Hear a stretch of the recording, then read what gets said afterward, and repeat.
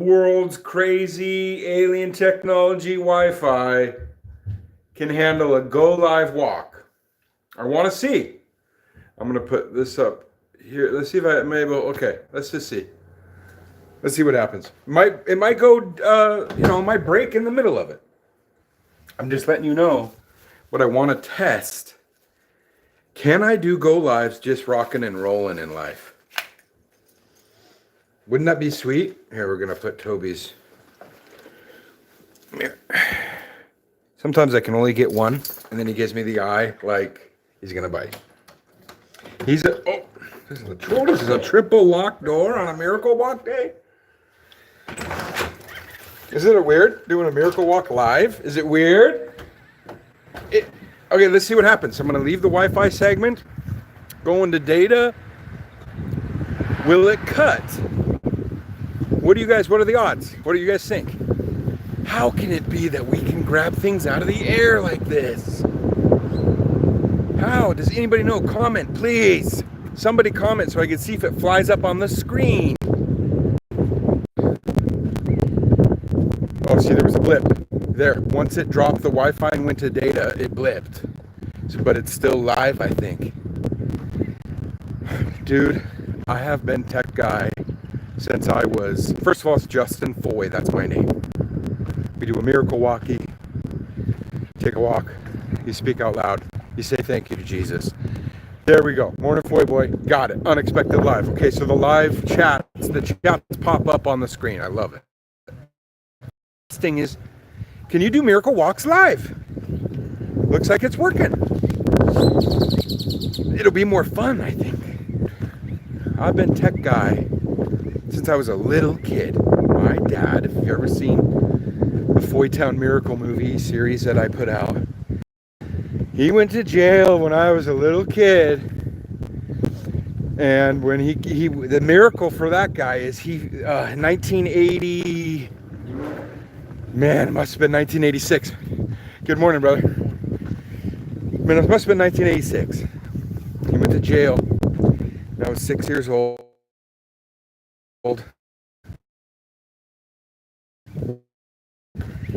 And the dean today, Bellingham, Washington, heard God tell him, this is what you're going to do. He wasn't a super spiritual, like born again yet. I mean, I think he is now. I think he would understand what that means as a spirit. But he said he heard from God. His middle name is Joseph, and it was kind of like that. He was in jail and he got blessed. So when I was a kid, I saw the beginning of all of it. Him and his buddies networked the entire Parks Hall with wires and networked computers and printers and huge printers, huge computers. And my brother and he would work all night and we would run around that building and play Die Hard, man. We would like take the elevators and crawl into like vent shafts, terrorize that place. Anyway, so I've seen technology from obviously not the beginning, but since Bill Gates, since Microsoft, since even before that, when it was like, he would go to these conferences and it would be like, what was that guy? The Egghead, Prodigy, when Microsoft bought DOS and then it was Windows. I mean, it's not the whole thing. He would hire my brother and I to insert floppy disks into machines to preload stuff for him and his business partners to do installations. We would do these huge circles of machines and just huge floppies that big. Then it went to hard disk, and so my point is of bringing all this up.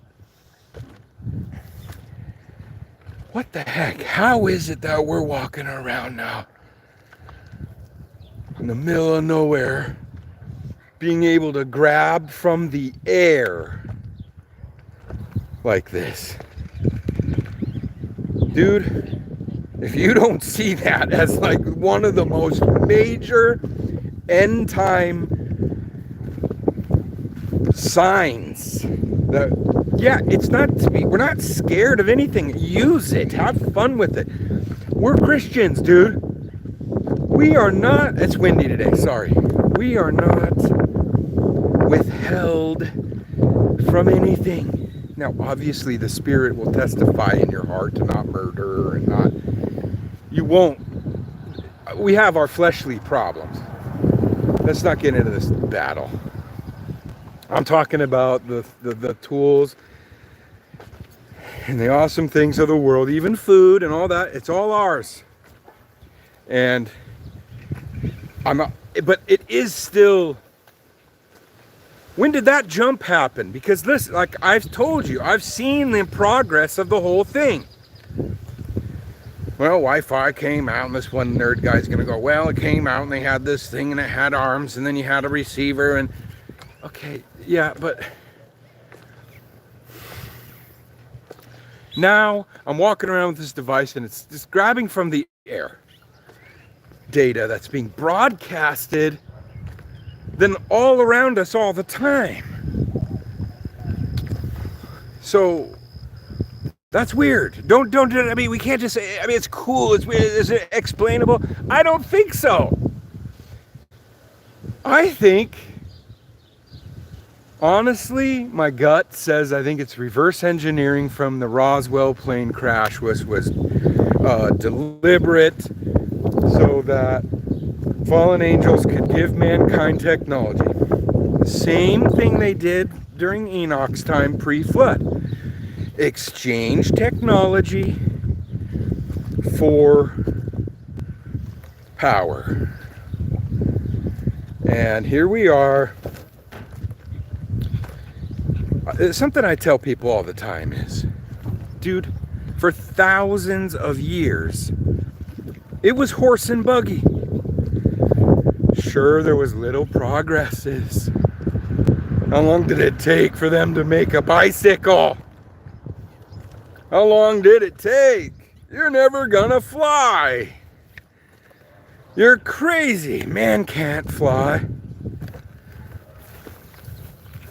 Dreamers, visions, but it was restrained really hardcore for thousands of years. The world was the same. And then boom, technology hits and we're here. You know what blows my mind more? It blows my mind more that the masses aren't incredibly shocked about it. What do you mean? It's normal. Just go on with your life. Work hard. Blah, blah, blah. What do you mean? You don't wake up in the middle of the night going, this is a crazy world we live in the Matrix. It's windy. No, they don't. They just think it's normal. Move on. No, it's not. This is awesome. I mean, it is awesome. It's cool. It's fun. But it's crazy. Don't think it's not crazy, because it is. Somebody throw out a chat so I can see that thing's working. So technology. I love listening to Pete Garcia and Britt Gillette and John Haller and his crew of guys, and sometimes Tom Hughes has things, and Lee Brainerd and all those guys about the matching of technology with the Mark of the Beast system. I love listening to that stuff because that's a military helicopter right there, so I get it.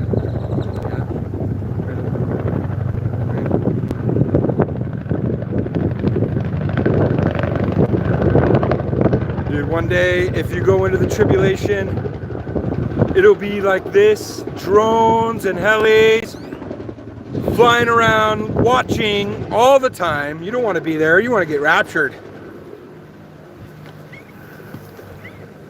You don't want to be there for that. You want to get raptured. There's a free gift in Jesus Christ, baby. Last night, I was like sitting there and I was like, you know what? I don't want any beers tonight. It was like a free flowing gift from God. And I sat there, stretched, and just prayed like, Lord, thank you. You're so great. Your mercy is so huge. And all I did was focus on, I just sat there maybe for half hour. focusing completely the best I could just on God's mercy, just on his mercy and grace. Like, wow, thank you, my goodness, you've saved me from all kinds of tragedy. Your mercy, I'm still alive. Thank you, Lord. I make all kinds of mistakes, I blunder, sometimes I don't treat people right. Mercy, mercy, mercy. You know, actually, I even then was able to cast out recounting my own sin and just focus on how merciful and big and graceful, and like this speaking out loud, like, there's no sickness in heaven. You're willing. If Jesus, you say you see Jesus, you see the Father, and the leper